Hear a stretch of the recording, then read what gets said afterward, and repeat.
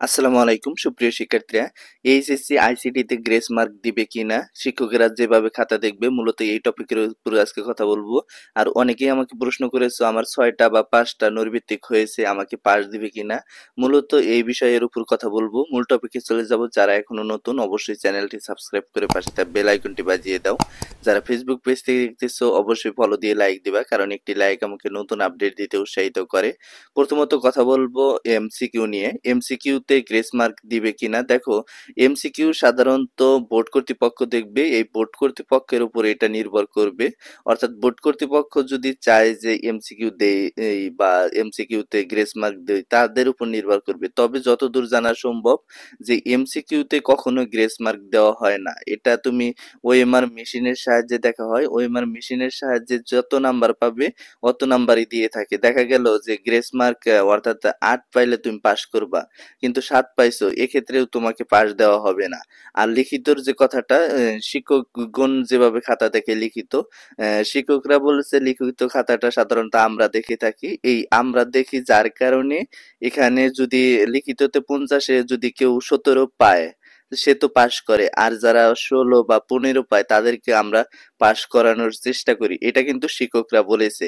এখন এদিক তুলনায় বলা যায় যে লিখিত তোমার সমস্যা নাই, লিখিত তুমি পাস করতে পারবা, সমস্যা নাই। তবে এমসিকিউ যে বিষয়টা, এইটা কিন্তু পাস করলে তুমি ওই আইসিটিতে পাস করতে পারবা বলে আশা করা যায়। যেহেতু তুমি লিখিততে লিখে আসছো, অনেকেই কি করে লিখিততে লিখে আসে না, খাতা ফাঁকা রেখে আসে। শিক্ষকগণ বলেছেন ওই সকল শিক্ষার্থী কখনোই পাস করবে না যে সকল শিক্ষার্থী খাতা ফাঁকা রেখে আসবে। আমরা চেষ্টা করব যদি তারা খাতার মধ্যে লেখা থাকে বা লিখে থাকে, সেক্ষেত্রে পাস করানোর চেষ্টা করব। কিন্তু এক্ষেত্রে কখনোই সে পাস করবে না যদি খাতা ফাঁকা রেখে আসে।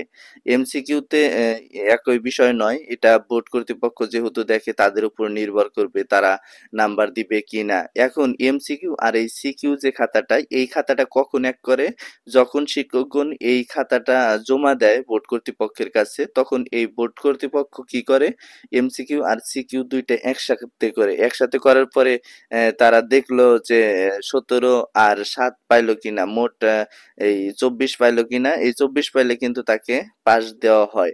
এখন দেখা গেছে যে এই সাবজেক্টে কিন্তু তোমাদের আবার প্র্যাকটিক্যাল আছে। এই প্র্যাকটিক্যাল কিন্তু তোমরা অনেকেই 24 পাও, অনেকেই 23 পাও, 22 পাও। 22-এর নিচে কিন্তু খুব কম শিক্ষার্থী পেয়ে থাকে।